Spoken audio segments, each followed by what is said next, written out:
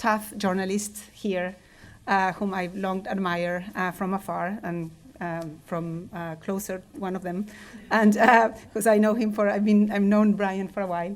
I hadn't met you before, Eliza, so thank you so much for making it.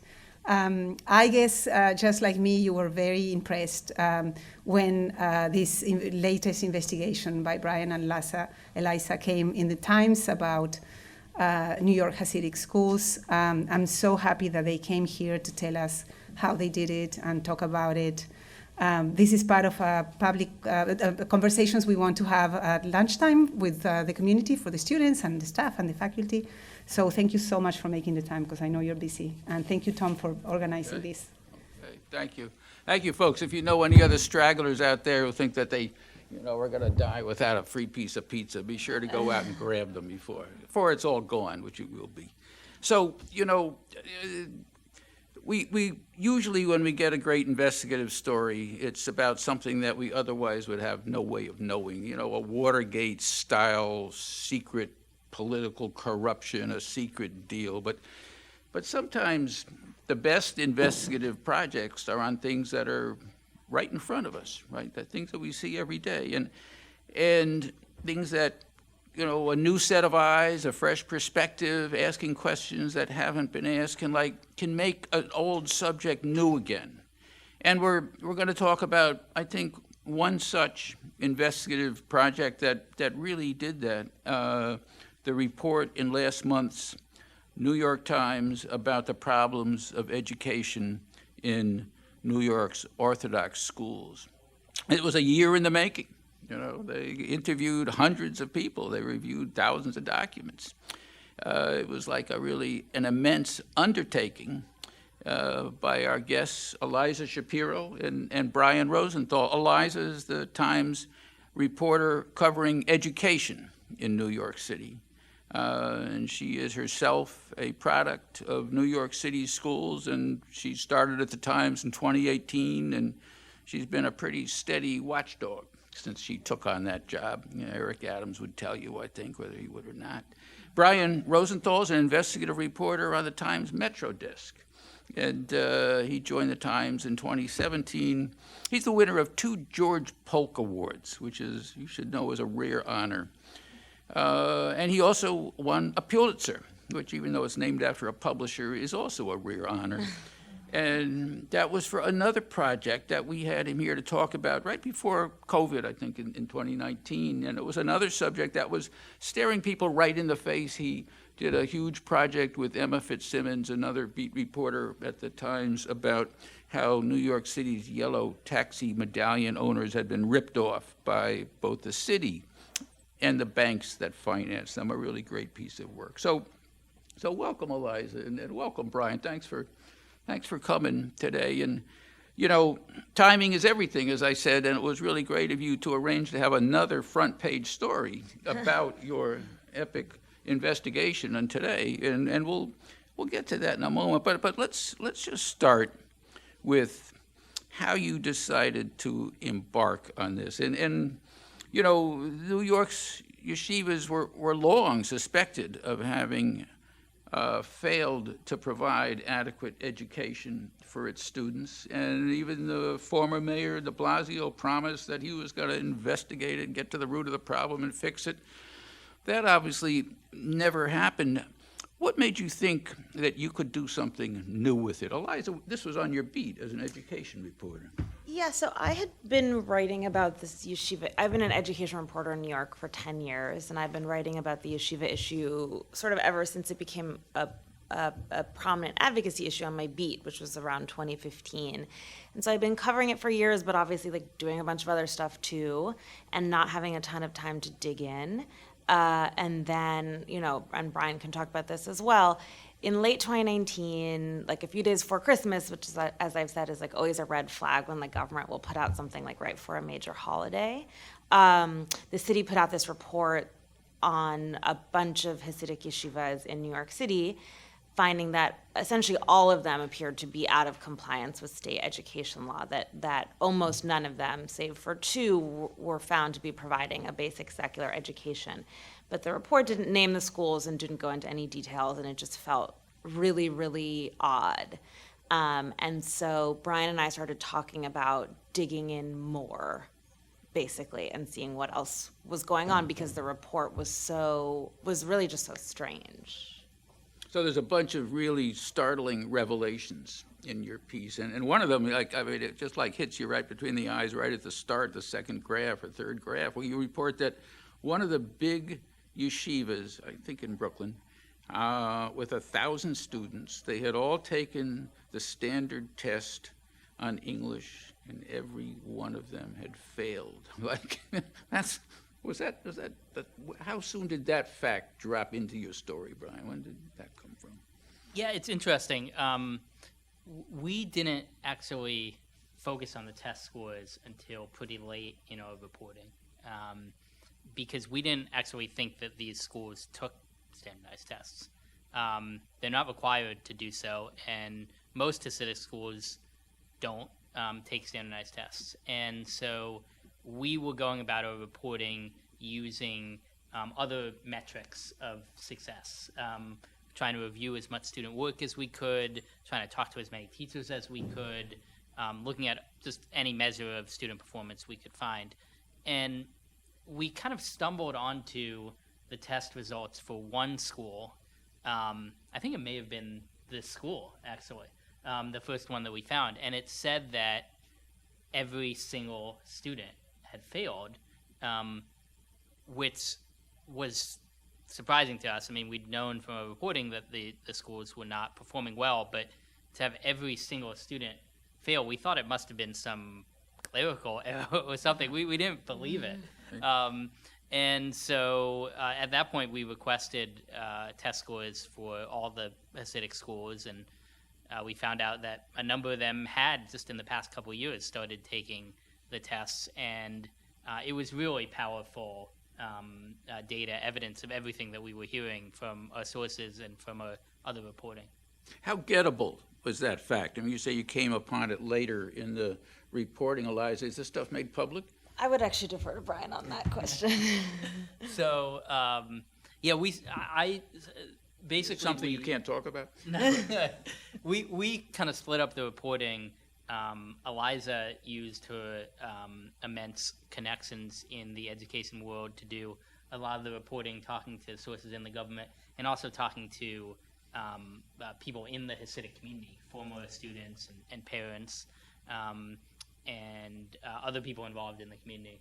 And so she was doing a lot of the interviews. I was doing a lot of the data work and a lot of the document work on the test scores and the funding and the 911 calls and things like that. So on the test scores, it was actually very easy to find. Any other reporter could have requested this data. It's not posted online. The public school test scores are posted online. Private school test scores, for whatever reason, are not posted online, but just file a simple FOIA and you can get it in a couple of weeks. So it was surprising to us, really, that nobody had ever thought to do that. And what was the shape of your Freedom of Information request, Brian? You asked for all yeshivas? How did you go about trying to pull it together? Yeah, well, once we, so I'd come across, I had requested documents, all documents that I could find about this one school, because it was an important school that aligned with a lot of our reporting, a lot of the reporting Eliza was doing. And as part of that packet of records about the school, the state provided their test scores. And so after that, I submitted a request for all the test scores for all the non-public schools in the state. I didn't limit it to just the yeshivas, and that was important for comparative purposes as well. Sure, and as so often happens, so you saw one and it was like, this is a gettable document, let me get the rest of them. Exactly, yeah.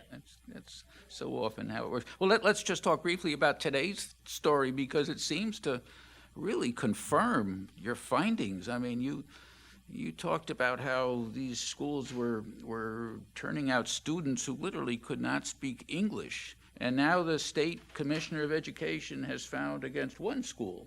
What's the impact of that, Eliza? What does that mean? Yeah, I mean, I actually think it's a really, really significant moment. one of the findings of our article was that the state and the city had for so long avoided intervening in the schools. You know, there had been these urgent warnings about the quality of education for years and years and years. There had been warnings from people in the state education department about their own concerns about the schools. And so I think the fact that the state took any action actually really, I think, quite surprised both of us. And the reason that the state had ruled on this one school, which is our story today, is because it's the subject of a lawsuit.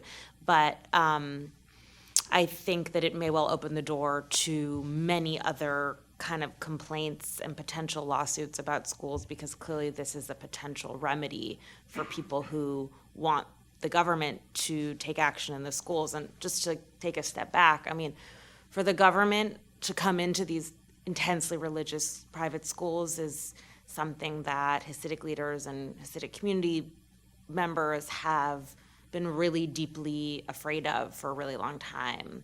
And I think this really feels like a moment of crisis for some members of the Hasidic community. I mean, this is fraught with politics from beginning to end because, well, Brian, tell me why it's fraught with politics from beginning to end. Well, the Hasidic community has been known for decades, really, to really focus on the political process and to encourage everybody in the community to vote. The grand rabbis in the community typically endorse a candidate, then work really hard using the schools often, sending flyers home with sample ballots filled out and things like that.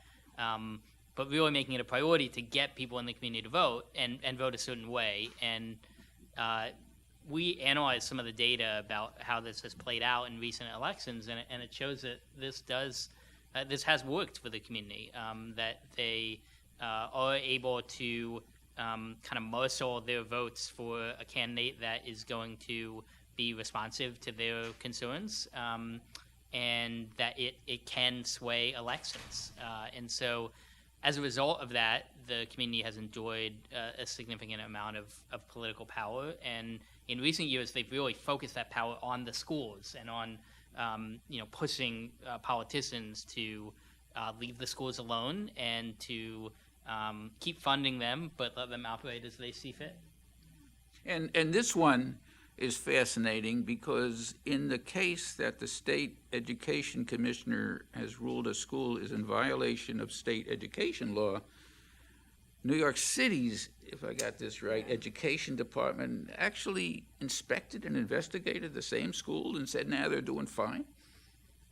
Yeah, I mean, we're really, really interested in what's going on there, and we don't really know yet. I mean, basically the state took the city to task a little bit and said, your inspection of this school does not have enough evidence to show that it is in fact providing kids with a basic education. So what's really relevant there for us is that the city started an investigation into these schools in 2015. It's not done yet.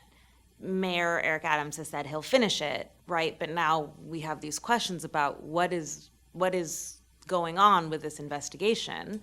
If the city inspected a school, said that everything was okay, and then the state stepped in and said, you're wrong, essentially. So I think we will be following the investigation very closely.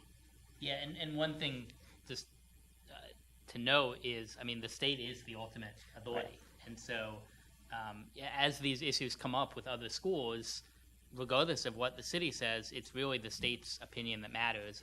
And that's why it's so notable that the state made this, is taking this stand about this school, because, our reporting indicates that most schools most of these Hasidic boys' schools are no better than this school, may even be worse than this school. So it's really indicative of how the state feels about this issue. Yeah, we're saying the state, but has the governor weighed in on this? Well, the governor, as maybe you guys saw this morning, I mean, the governor is running a very surprisingly tight race. Our Times story today said that she may have the smallest margin of victory of any governor in 30 years. And the governor has has said almost nothing about this issue. When she's asked, she's saying fundamentally it's not my problem because technically the governor does not control the state education department, although of course she's the governor. She's the most powerful person in the state. So she has a lot of influence over education issues. But the governor has very clearly tried to avoid this issue, particularly as the election draws closer. Yeah, dodge that bullet if you can. That's sure. a tough Yeah. one. I wonder if the state commissioner, I'll just say it, is a little out on a limb, as they say at this point, beyond where they wanted to go. Yeah. I mean, the state, the idea with how New York City education structure works is that the state education commissioner, the person who made this ruling today, that we wrote about today, is supposed to be sort of insulated from political pressure from the governor's office. I mean, obviously it doesn't always happen like that, but that is the idea. And so Hochul can at least somewhat credibly say, this is not my issue. Right. It's like when the governor said, I don't run the trains. Like, well, I have nothing to do with that, right? Yes. So, but one of the conundrums of this issue with the yeshiva is that I certainly did not fully appreciate until I read your stories, and I thought I knew something about this stuff, was that you came up with a figure that in the last, 5 years, that $1 billion of taxpayer money has gone into the schools. That's an astonishing figure. Yeah, it is, and that's probably an undercount, actually. We looked at, most of our reporting focused on 1 year, which was the year right before the pandemic, and that found $375 million. Just in that 1 year? Just in that 1 year.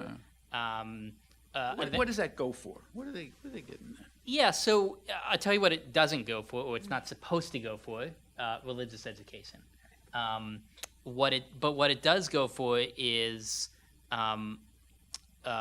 complying with government mandates and administering social services. And also, I'll give you an example. So the legislature in New York decided years ago that it wanted every school in the state to take attendance every day. In fact, every hour of every day, it turns out, every period.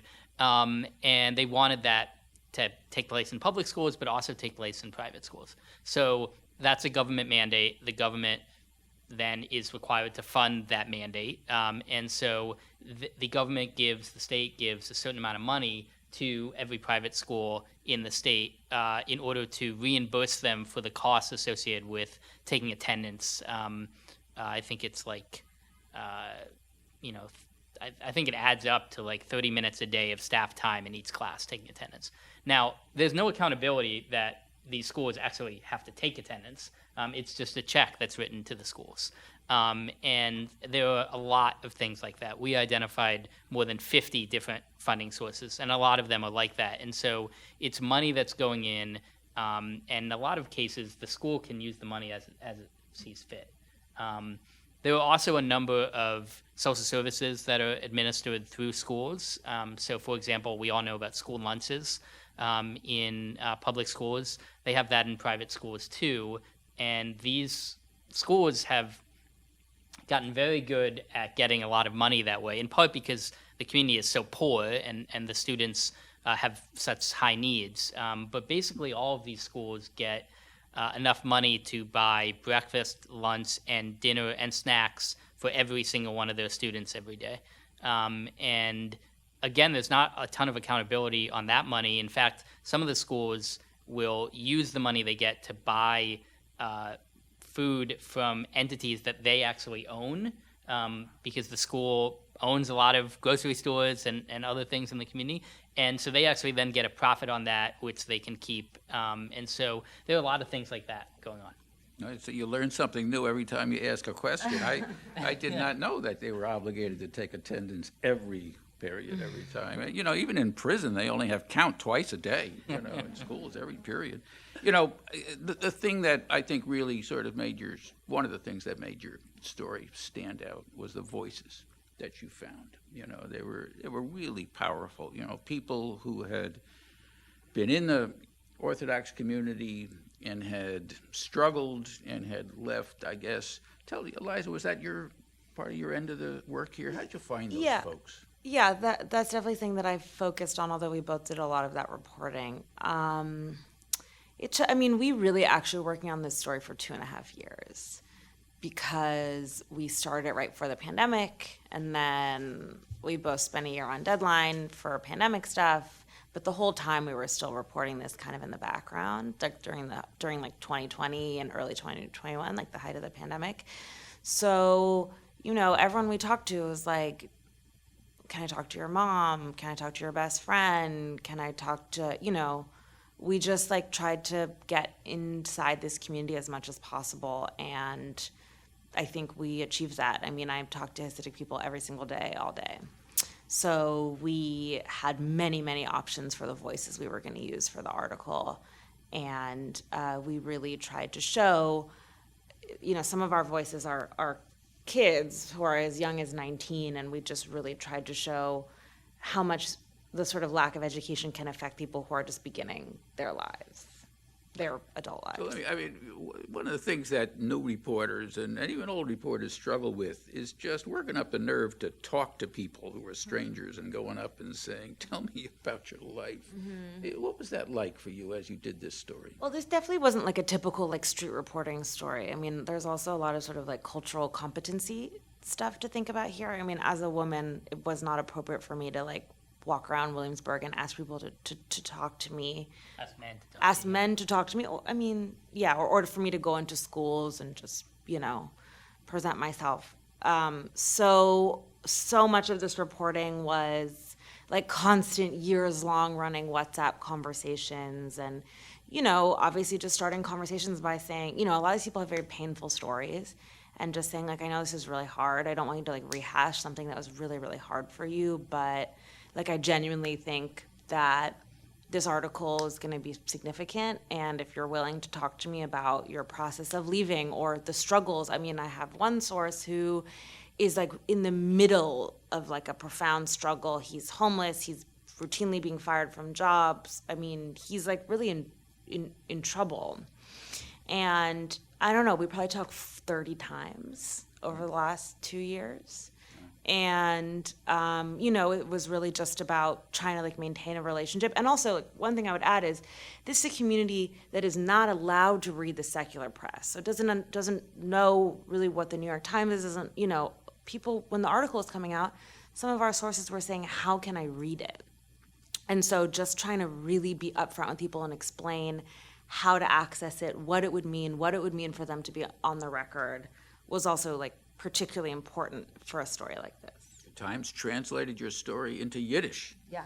Where did that come from? That was a brilliant idea. Was that something you wanted to do from the beginning? Not from the beginning, but it's not accessible to most people in the community if it's in English, because as we said, most people are not able to read English, or many people are not able to read English. So that was like something that was very, very important to both of us, and we have gotten, which is wonderful, a lot of compliments on, there's many different dialects of Yiddish. This was really true Brooklyn, New York Hasidic Yiddish, and I think that was a good thing. The another thing that I think really surprised readers and had so much impact is that you revealed that corporal punishment. You had folks who said that they got smacked, they got stomped. One kid was 4 years old, he got kicked under the table. And then you wrote that it's legal under, and I was like, wait a minute. Yeah, that was an element of the story. We did not start out planning or expecting to write about corporal punishment. We were planning to focus only on secular education, and it's one of those things that as the reporting develops, you start hearing things and you start looking in further and doing more reporting, and as often happens with investigations, new areas develop, and so we talked to more than 275 people for this story, and dozens of those were former students and parents and teachers. We heard from basically every single person that we talked to that they were subjected to corporal punishment either they were hit themselves or that they saw other kids being hit.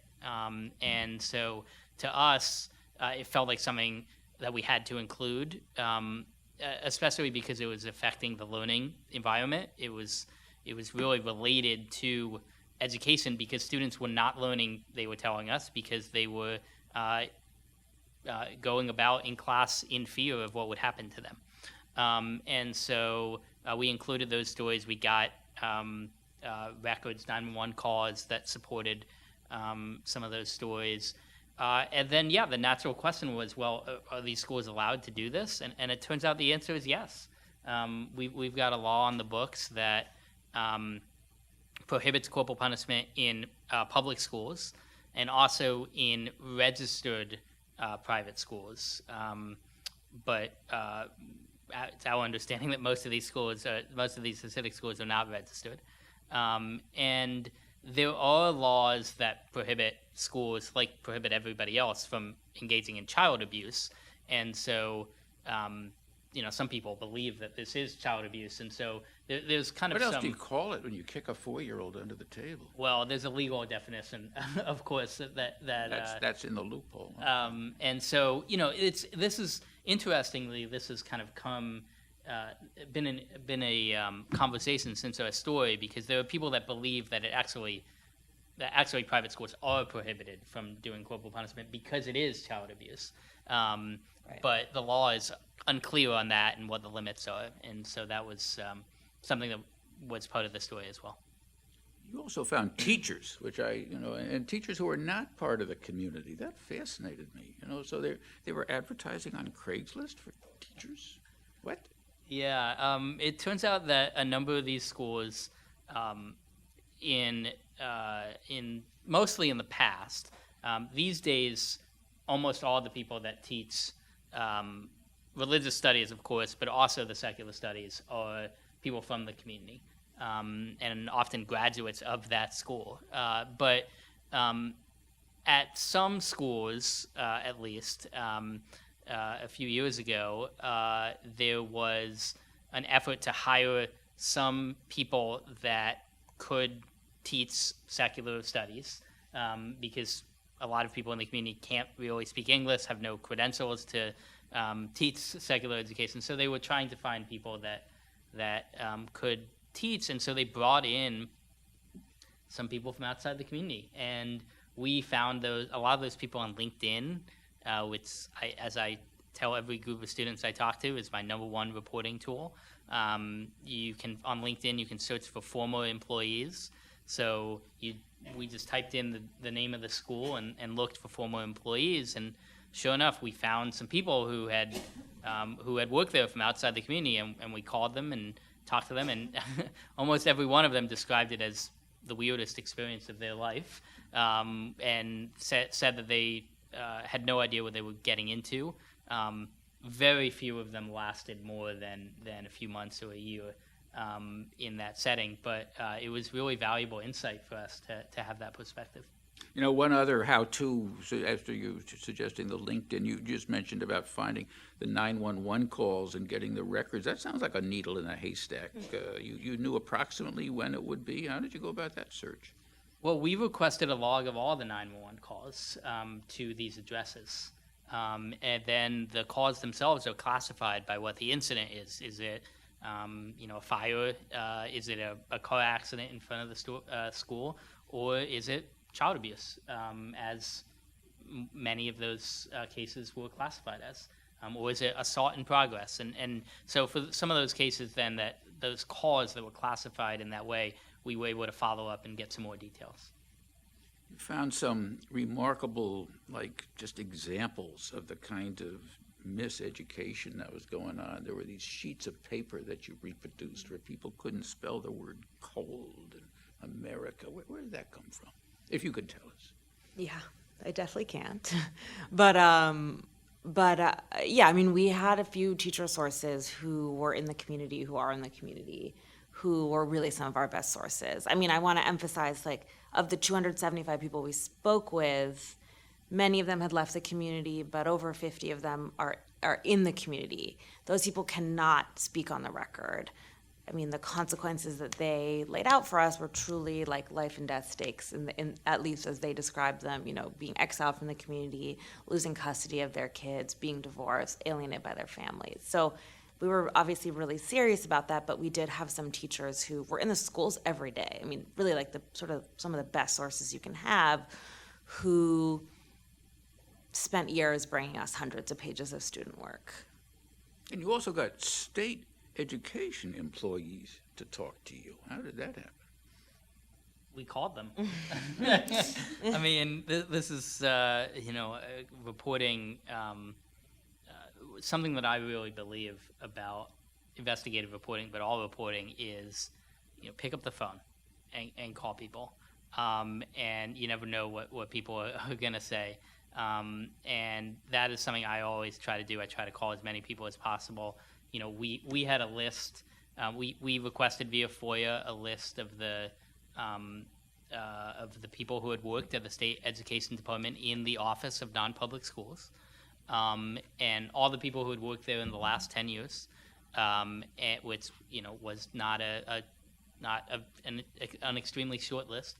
And Eliza and I split them up, and we called them. And so, again, that's what you have to do, in a lot of these stories. How did those calls go generally? What was your scorecard? 1 out of 10, 1 out of 20? How'd you do? Yeah, I mean, those numbers seem pretty close to right. I mean, it's not a high success rate. People don't want to talk with reporters for whatever reason. They're worried about their job. They're busy. Some cases you don't have the right number for them, but you only need, in a lot of cases, a couple of people, especially if they've got supporting documentation.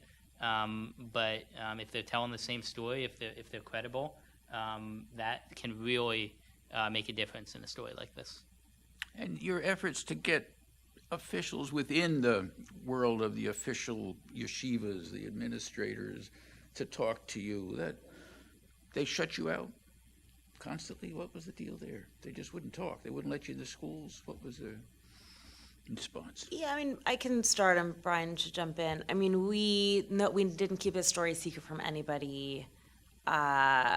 We were having background conversations with people about a year ago at this point, saying, like, we're looking into this, let's just talk, like, let's be in touch. Can we tour a school? Brian ended up touring one school, but no, we really never got access, and we went back and back and back to people over the course of a year. Yeah, I mean, I can't emphasize enough how much we wanted to talk with the principals and the administrators. We wanted to see the classes. We wanted to see the students, and we were very open to their perspective. And we were having some of these background conversations. I was able to tour a school. They gave me the condition that I was never allowed to tell anybody what school it was, and they asked that I don't tell them, that I don't say who introduced me and got me into the school, but that was valuable, and we took what we saw in that experience and reflected it in the story, and we reflected all the conversations that we had in the story. Thankfully, I think in the last few days before the story ran, we were able to get some pretty significant comments from the schools, and we included everything that we got in the story. We wish we'd gotten it sooner, but we really, some of the criticism from the Hasidic community of the story has honestly been surprising to us, because we worked really hard to include that perspective in the story, and I hope people reading it notice that. We were really thinking hard about what were the arguments that they were making, and what we could say that would support those arguments, and including everything that we could. And you did something else that it's not completely unusual. It's not always done. You released to, I guess, significant people like principals, administrators, officials, the summary of the findings that you were going to report. What was the timing of that and your thinking in doing that?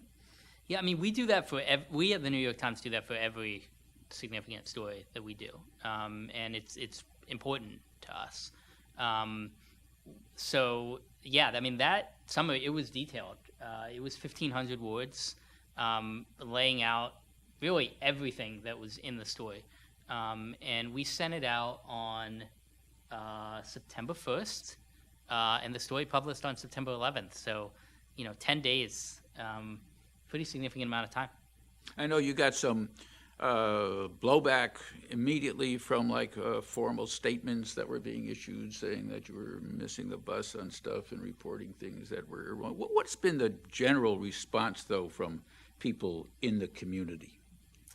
I mean, I think there's a public response, and I think there's a response that we hear. I mean, the public response is unmitigated outrage.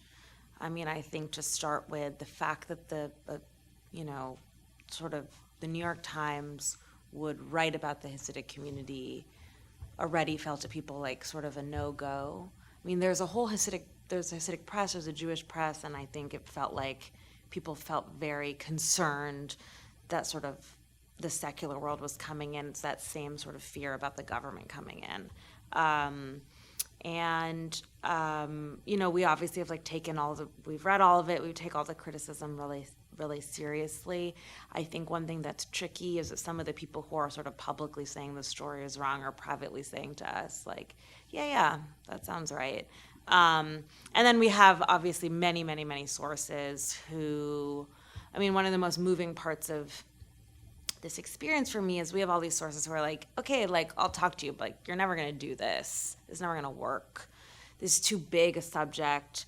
You're going to feel like it's impossible, whatever. It's never going to happen. And then people were just so astonished that we'd actually written this article, and people felt so grateful that these things that we believe and know to be true are out in the world, that response has been very gratifying. But yes, we expected a negative response because, the simple fact of us writing this article was always going to be really challenging.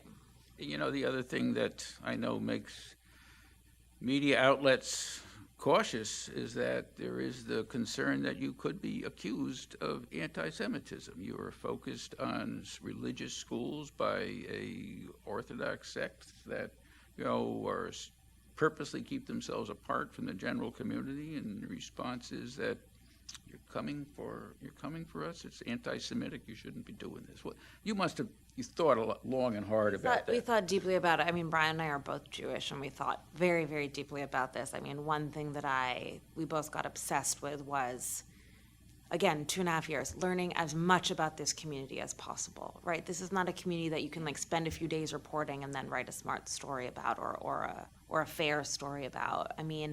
I have read every book. I have talked to hundreds of people about this. We have thought so deeply about how this community works, what people love about this community, what people cherish about this community, what works about the yeshivas, what's challenging about the yeshivas. So, I think our only response to that kind of criticism would be that we took really seriously that Hasidic Jews in New York are targets of anti-Semitism, that this is legitimately a persecuted religious minority that has helped keep Orthodox Judaism alive in America to some extent. And then there is also the fact that their schools don't really teach secular education. So we can hold both those things to be true. Yeah, let me just, we definitely thought deeply about it. Eliza and I have both written about a lot of sensitive communities and a lot of, stigmatized communities.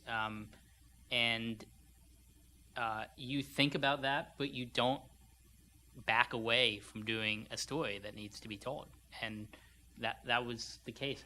We told the truth. We reported what we found, and there wasn't really any conversation about backing away from that. I said a year because I think that's what it said in the piece, but now it was 2.5 years. Did you ever waver? Did you ever think, wait a minute, this ain't going to work out. This is not worth pursuing? No, I think it was really clear to us that it was a story from very, very early on. It was just a question of when we could do it because we had to cover the pandemic, too. Could you talk a little bit about the editing process? The Editors have a way of breathing down your neck and saying, hit the send button, will you, for crying out loud? You've had this story forever. How did that work, Brian? I've had a lot of tough editing experiences in my career, and this one may have been the toughest one. To be honest, I mean, we submitted our first draft in February, and it ran in September.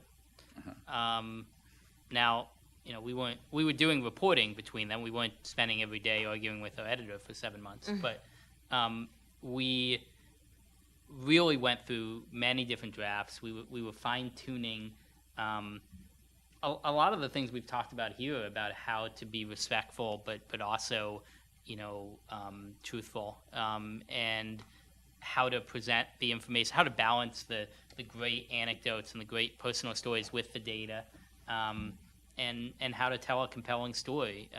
You know, so we went through. You're making me relive it, which I'm not happy about. Probably six. It's too traumatic. You don't have to. Yeah, honestly. Probably 6, like top to bottom rewrites, and you know, obviously many changes to individual parts between that. Working very closely with our editor, Michael LaForgia, and also with other editors at the paper, and we had sensitivity reads and. Wait a minute, a sensitivity read. Just tell us what that is. Tell us how that works. Well, sure. I mean, a sensitivity read in general is when you have somebody who's more familiar with the community read it to make sure you're not, you know, resorting to stereotypes or saying things that are you know, problematic. So in this case, you know, people with more experience in writing about the Hasidic community. Maybe you can't give him up, but can I ask, did Joe Berger, who was a longtime reporter on this area, read your story before it appeared? I don't want to get into any specifics. Okay. But it was something that was really important to us, and you know, we were having these debates about what we should include and what we shouldn't include, and so the final product really, I mean, it speaks for itself, but I'm so happy that we had all those conversations because it really resulted in that final product. It made it better. Absolutely. Isn't that amazing? Editors tell you things reporters, and then they actually make things better. Lessons learned. We're going to take about 15 minutes worth of questions. Folks, we're looking for people who want to ask about process and everything. Way back on the left there with the, yes, right. Good and loud so we can all hear it, because I don't think we're passing the mic. I have 2 questions. One, what were the 2 most challenging things when you were reporting this story? And 2, do you have any source or sources who you had to work for them to go from off the record to on the record, and what that process is? Do you want to take the second one? I didn't fully catch the second one that we had to work. Like basically for someone to go from off the record to on. I'm trying to think about that. Yeah, I mean, without getting into details, sure. I mean, I think there are a lot of conversations where you have there are things that some people are comfortable sharing some things and not comfortable sharing other things. I mean, comfortable sharing things about their personal experience but don't want to speak about the system. Mm-hmm. You know, I mean, frankly, we had a number of people who told us things about what they believed was corruption going on in the schools and financial hijinks, but they didn't want. They wanted us to focus on the secular education, which we did ultimately. But so they would tell us things about the secular education on the record, and they would say, "Well, and off the record, right. You know, I did see this, but you know, I don't know that was exactly what I saw, and so I don't want to go into that." And that type of thing happened a lot. Yeah, definitely. And I would just say in terms of challenges, I mean, I think for every story where you just like really want to talk to as many people as possible is going to be challenging. And of course, this is a community, as I mentioned, where, you know, people are very frightened even to talk off the record. People who are just feel like they could get in such big trouble if anyone knew they were speaking to us. So I think just sourcing up, which took a long time, was obviously a big challenge. Laura? I was interested kind of on that note about how you balance, you know, you mentioned that people could be excommunicated from the community if they talk to you or lose custody of their children. How did you balance including as much detail as possible with their safety? Yeah. And then also, how did you even have those conversations without them risking their safety? Yeah, I mean, like, one of the things that we have done for this story and are continuing to do for our follow-up stories is, like, if someone gives us a detail that we think we want to use, first we talk about whether the detail could identify them. I mean, we never change names, we never change details. Many people asked us for that, and we had to say, no, that's not going to work. So a lot of it just stayed off the record for our understanding. But we, right before we went to publish the story, we called everyone back and said, does this, we're going to use this detail, would this identify you? Do we need to talk about it?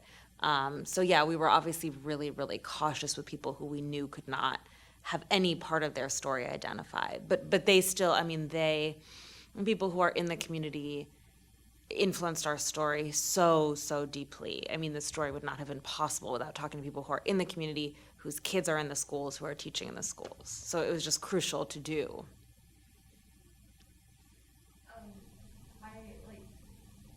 First semester students have to cover different districts, and I had to cover Borough Park first semester, which was really, really challenging.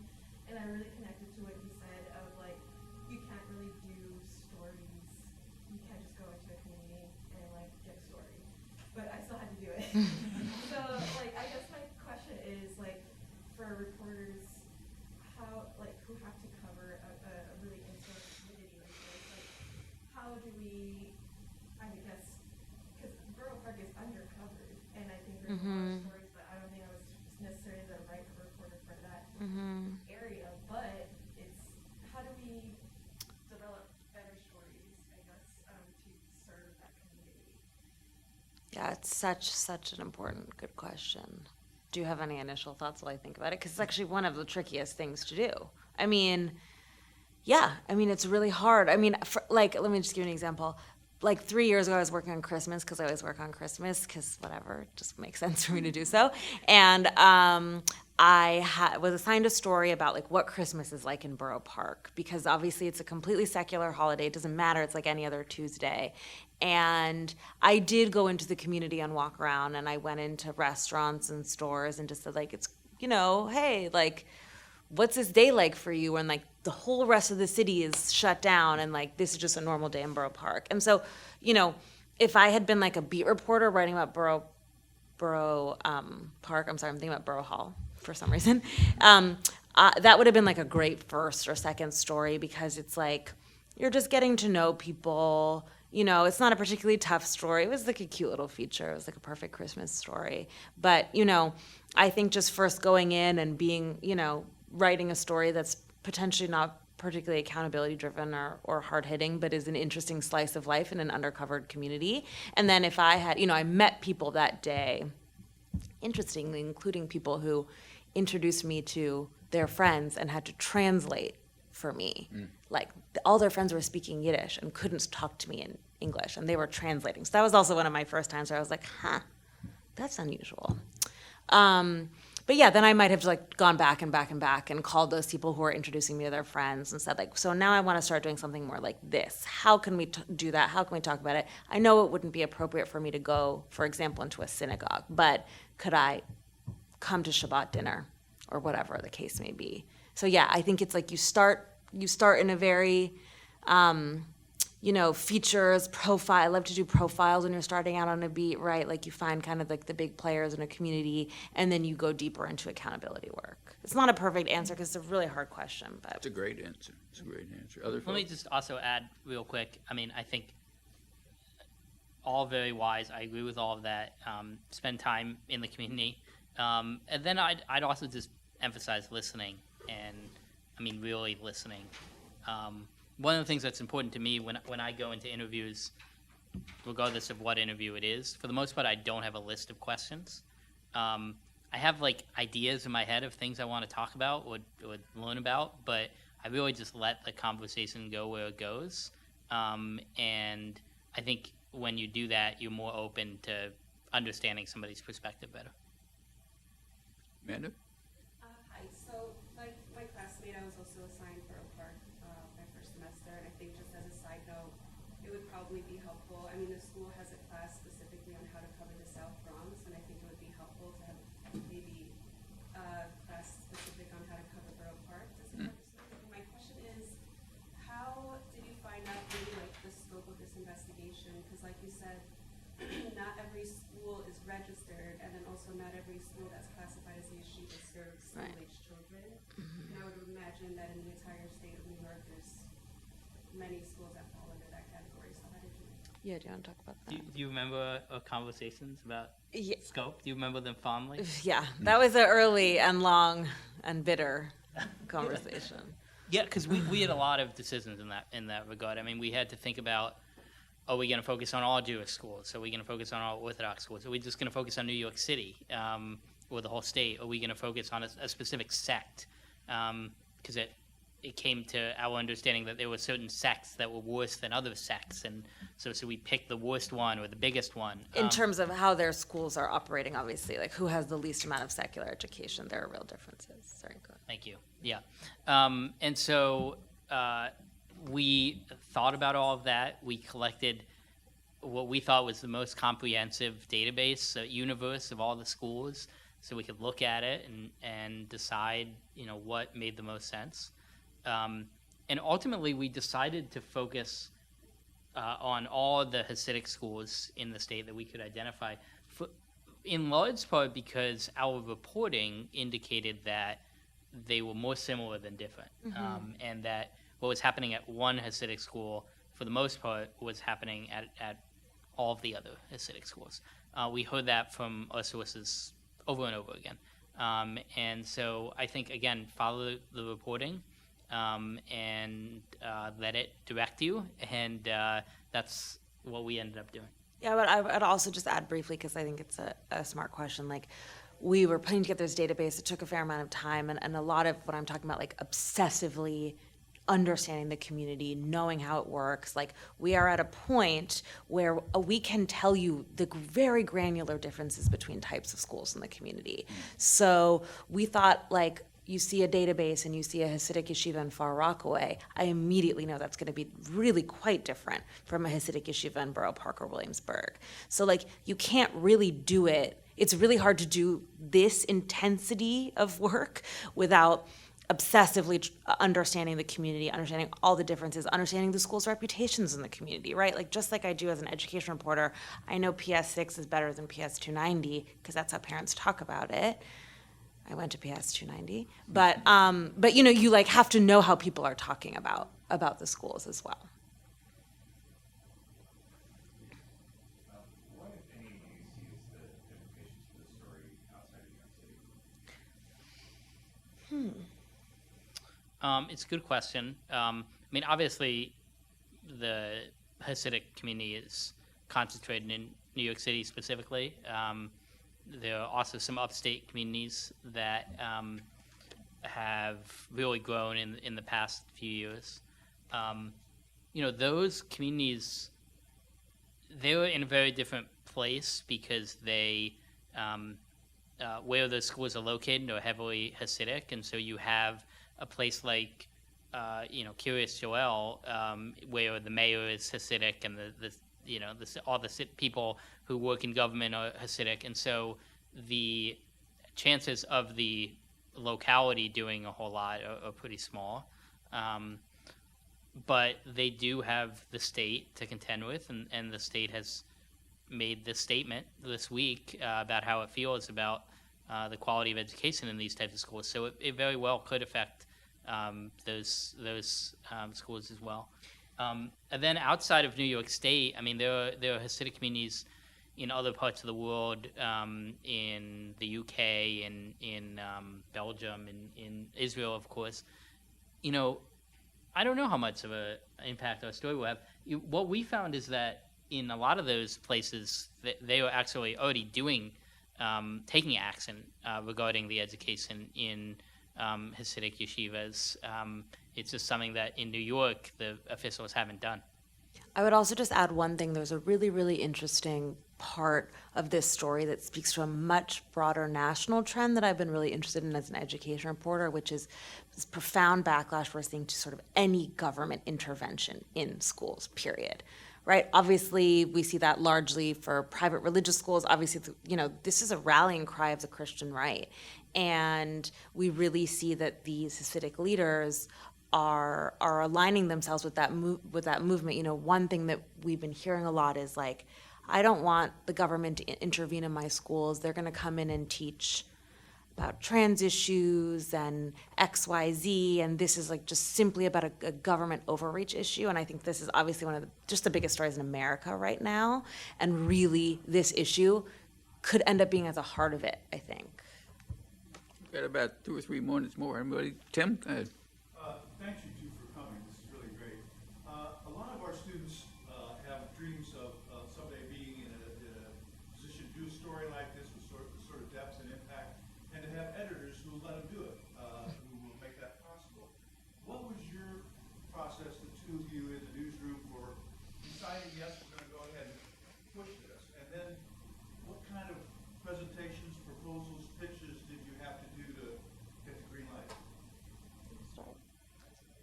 Well, it's a good question. I happen to be in a very fortunate position. I think where I get paid to do long stories, and so it's my job to identify stories that are worthy of that much time. And there's a lot of pressure because when I start working on a story, it could take a year or 2.5 years. And so, you know, the case I'm making to my editor is that it's worth the time. Often when we think about metro investigations, we're thinking about something that will be interesting to and important to people in New York City and New York State, but also will have implications nationwide, maybe worldwide, to that last question. I personally look for stories where I can have an impact. I want there to be a possibility that something could change. And I think my editors care about that too. And so that's part of the case I make.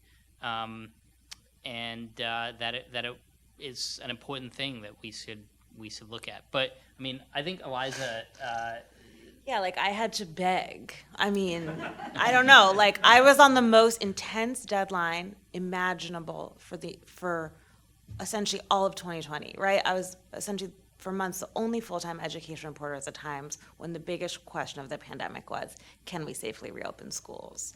I mean, when I'm talking about deadline, it's like minute to minute, like a story every day, like a news story every night that had to be filed in the morning. Like that's harder than anything, having done this story is really hard. That's harder than anything.